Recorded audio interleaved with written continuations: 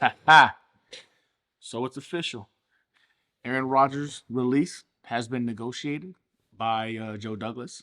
Aaron Rodgers is set to be released by his hostage takers at Lambeau Field.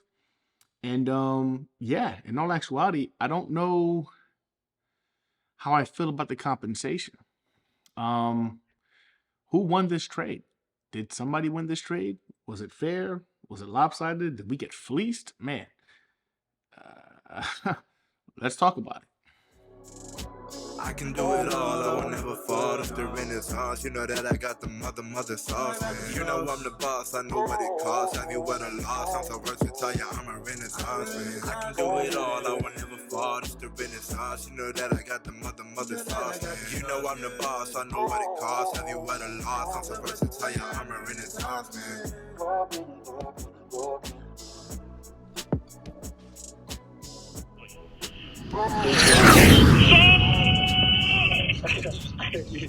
Congratulations, brother. Hey. And here we. So it's done. It's official. We've been talking about this forever and a day. It seems like too long. But finally, we get news. Aaron Rodgers has been traded to the New York Jets. Today's date is Monday, April 24th, 2023.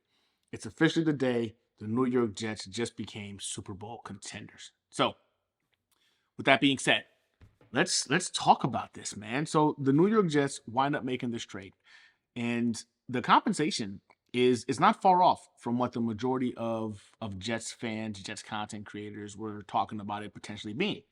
Um, I personally have some reservations in regards to how it went down, but just so you guys know, so the trade went down today, as reported by Adam Schefter, which in itself was kind of comical that it came from him, knowing how Aaron Rodgers feels about him being the person that leaks any kind of news or updates, which means to me, the Green Bay Packers were probably the ones that leaked this information to Adam Schefter once it was finalized, just as one last like poke to say, you know what, whatever, it is what it is, get out of the door. But whatever, I digress.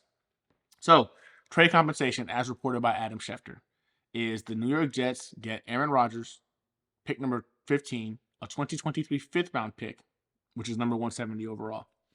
The Packers in turn would get pick number 13, a 2023 second round pick. So they'll do a pick swap this year, a second round pick this year, which we all thought was going to happen, which is most likely going to be 42, a sixth round pick, which I didn't see coming, and a conditional 2024 second round pick that becomes a first if Rodgers plays 65% of the plays. Now, that's where I got a little agitated in regards to the conditions. Again, the majority of this is what we all thought it was going to be.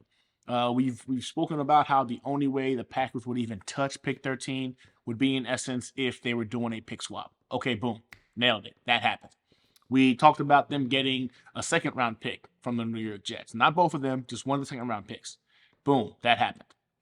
We also talked about them getting a conditional pick next year for Aaron Rodgers. I myself thought it was going to be a conditional third that can become as high as a first, dependent on achievements, i.e., making the AFC Championship game.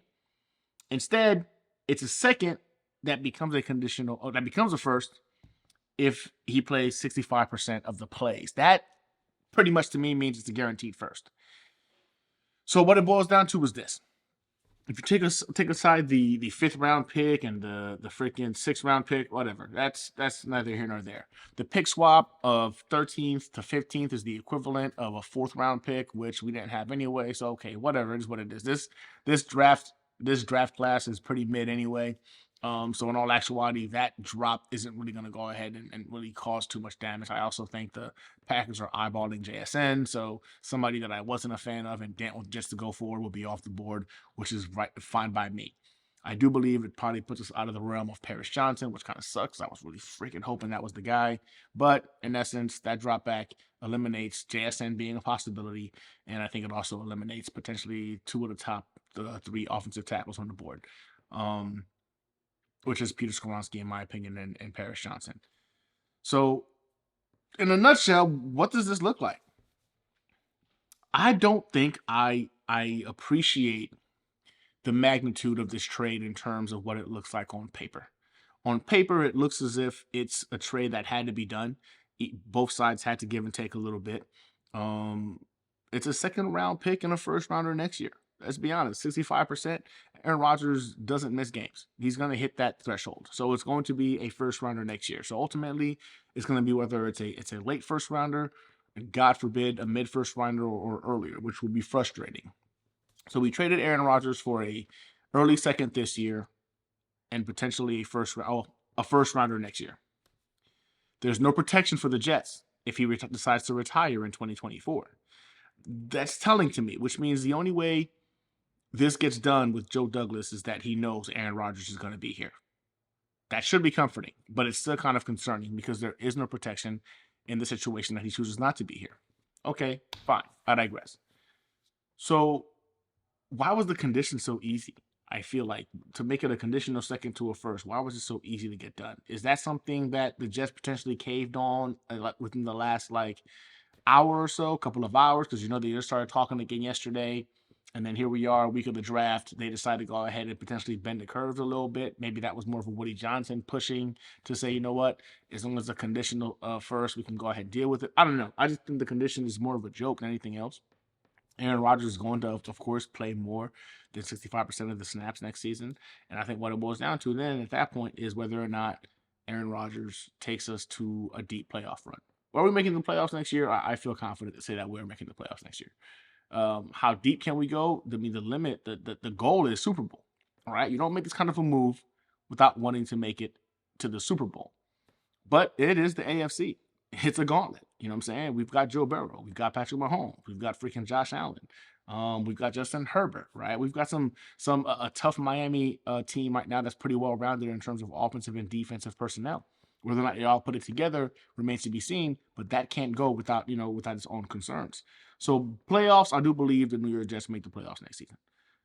Was it too much? I think it boils down to exactly what I've been saying, that when it gets done, if we feel like one side like we gave up too much or the other side feels like they didn't get enough, then we were going to go ahead and call it a fair trade. Now, granted, you're going to have the pretenders that are on Twitter right now talking about they won this trade. Joe Douglas got fleeced. Ha ha ha, we got pick 13. No, they didn't get pick 13. It's a pick swap. You know what I'm saying? The Jets did not lose a first rounder to attain freaking Aaron Rodgers. So you didn't gain anything. You moved up 2 spots. So let them go ahead and claim their little victory. But the majority of us have been saying the only way they touch 13 is in a pick swap situation. I've seen many YouTube content creators go ahead and bring this out and state the same. Analysts have also stated the same. Logical fans of sports have stated the same. There's some delusional ones on the Packers side that believe that somehow, some way, this is still a W because they got pick 13. Whatever. Let them have it. I think you can't put a price on a Hall of Fame quarterback that put up top 10 stats last season. When you're talking about a quarterback that did so with the NFL leading highest drop rate by his receivers, right? Like, that's telling. Oh, and he had a broken thumb on his throwing hand. Some would tell you it was fake news or it's not pertinent. It was just a soften the blow. Aaron Rodgers is a New York Jet. It is what it is. It's over. I don't know if he's going to wear number 12. It might be number 8. We'll see here shortly. But Aaron Rodgers is a New York Jet. And in all actuality, NFL draft picks are a gamble. They're also a gamble.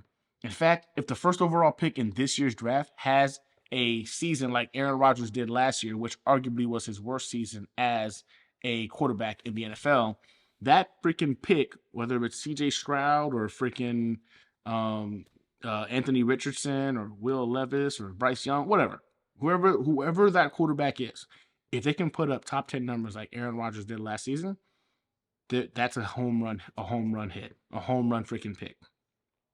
So rejoice, Jets fans.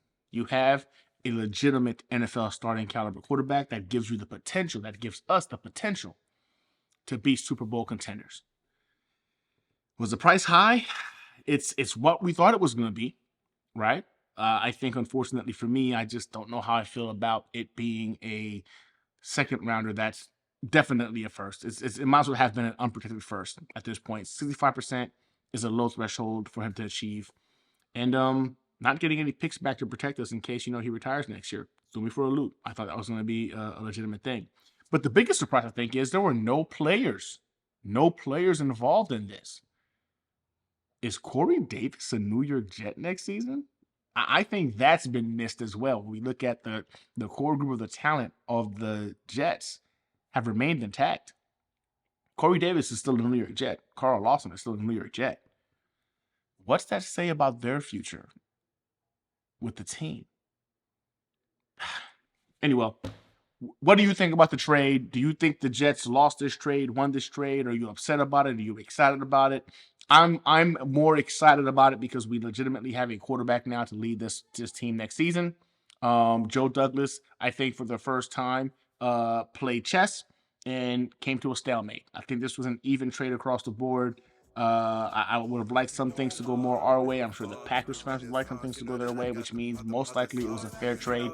So all in all, we have our quarterback. We have all of our picks still going into this freaking draft. I'm excited about it. You should be excited about it. Go Jets. Don't forget to like and subscribe. Man, it's going to be a great freaking season.